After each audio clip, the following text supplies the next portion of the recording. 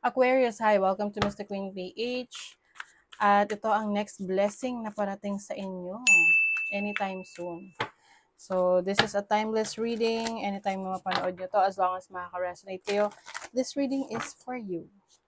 If you are interested in private readings, meron tayong link sa description at sa pinned comment. Yan, pakicheck nyo na lang kung paano mag-book for a private reading. Okay, so let's see, Aquarius. Ano ang blessings? Next blessings for Aquarius. Okay, so you have the 6th house, which is about your health.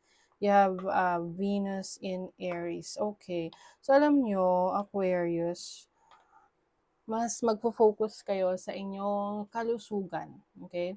Venus is the planet of beauty, money, aesthetics, abundance rin, no? So, I think, meron kayong mga gagawin na mga activities related sa pagsasaayos ng inyong kalusugan. So, pwedeng you will be blessed with the tools na kailangan mo para masaayos mo yung iyong health, or you will be blessed with resources, no? Let's say, pera, kung meron kang kailangang pagkagastusan para sa kalusugan mo or sa ikai-improve ng sarili mo. Let's say, for example, gusto mong maging fit, no? Gusto mong mag-exercise.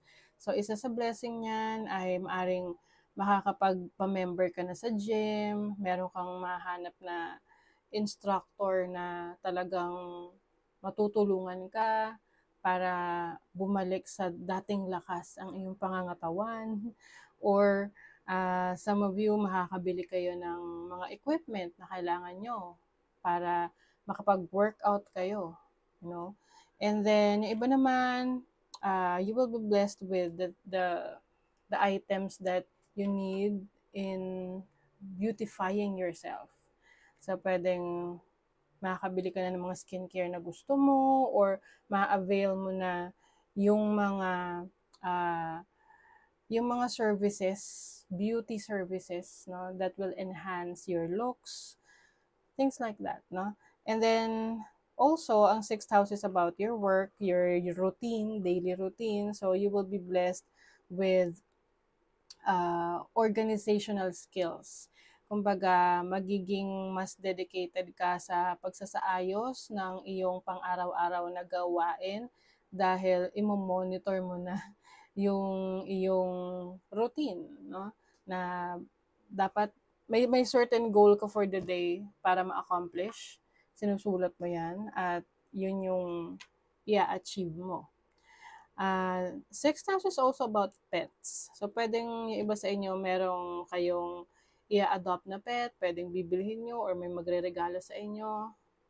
Ayan. So, maraming pwedeng blessings na dumating pa sa inyo. And the 6th house is also about your work. So, I think mas makakaisip ka ng paraan kung paano mo mas mapapadali ang iyong trabaho. So, parang magkakaroon ka na ng mas maayos na sistema. Ayan.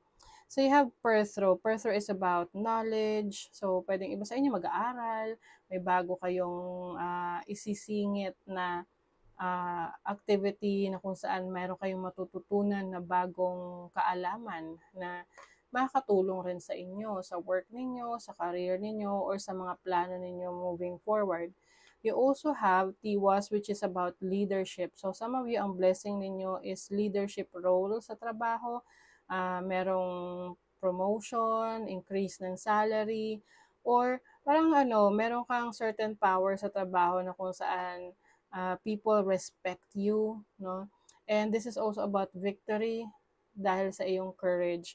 So, kung meron kang mga sasalihang contest, maaring ikaw yung manalo. Okay? Kahit anong contest pa yan. So, yung iba sa inyo, beauty contest, yung iba sa within the the company, no? Di ba may mga ganon na yung isang grupo ng company sa department na yan, pupunta sa ibang lugar to compete for a project, yung mga ganon. So, yeah, panalo ka sa contest. You have gable, which is opportunities. Opportunities are coming in para sa'yo, Aquarius. I feel like you will have like blessings na pwedeng unexpected. Yung parang sabay-sabay sila magdaratingan. Dahil nakikita nila yung potentials mo na maging leader. So parang nagiging magnet ka. Magnet attracting success. Okay, let's see what else. Blessings for Aquarius. Oh, Ace of Pentacles, new beginnings, meron kang property. Pwedeng iba sa inyo, bibili ng bahay, lupa, sasakyan. Pwedeng may magbibigay sa inyo ng gift. You have the Two of Wands, business partnership. And I think, no, if you are a content creator, mas lalawak yung influence mo sa mga followers mo sa social media, mas lalo kang makikilala. Ayan. You have the Devil. This is energy ng Capricorn. So, I feel like ang isa sa blessing mo is knowing what you really desire, no? Ano talaga yung gusto mo.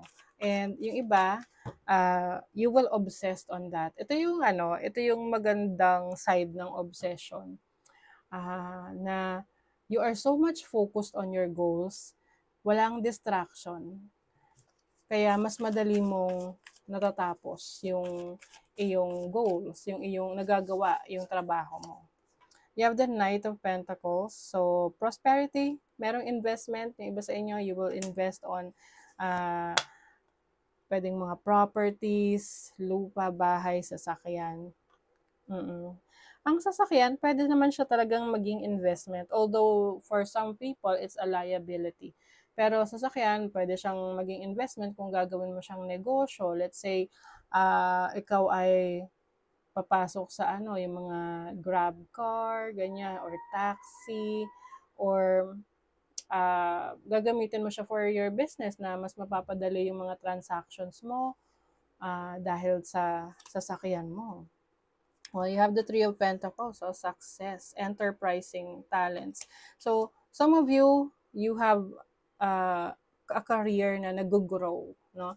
There's career growth, there is business growth. Pwedeng you are going to collaborate with other people. You have the Six of Swords, so isa sa blessing ninyo ay pag-move on. You are moving on from situation na nagkaroon ka ng conflict. Pwedeng may nakaaway ka, or pwede rin tong some of you, there is an addiction, no? Pwedeng meron kang unhealthy habits na aalisan mo na, alis ka na dyan, because it's not good for you. And then, you have the Knight of Cups. There's a love offering para sa iba sa inyo if you are wanting love, wanting for love. Pwede rin tong proposal, no? Proposal ng isang tao na, this can be romantic proposal, pwedeng business proposal. Persevere and you will overcome problems. Ayan. So, kung ikaw ay maglalakas loob, no?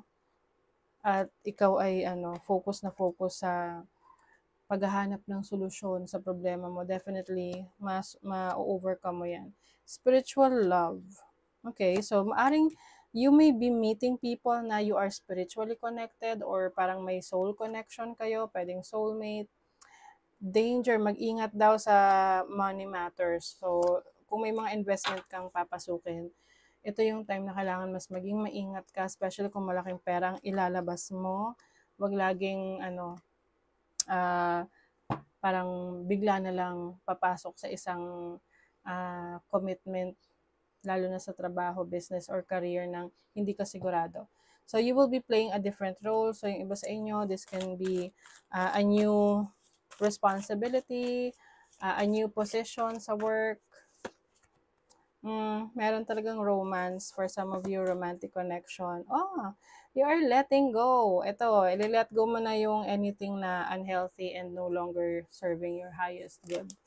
And fertility, see, mas magiging productive ka rin ngayon. At dahil yan sa ano, sa iyong inspiration, no? Marami kang inspirasyon, marami kang pagkukunan ng happiness, inspiration. Dahil dyan, mas magiging productive ka. Okay? So that is your reading, Aquarius. Thank you so much. Bye.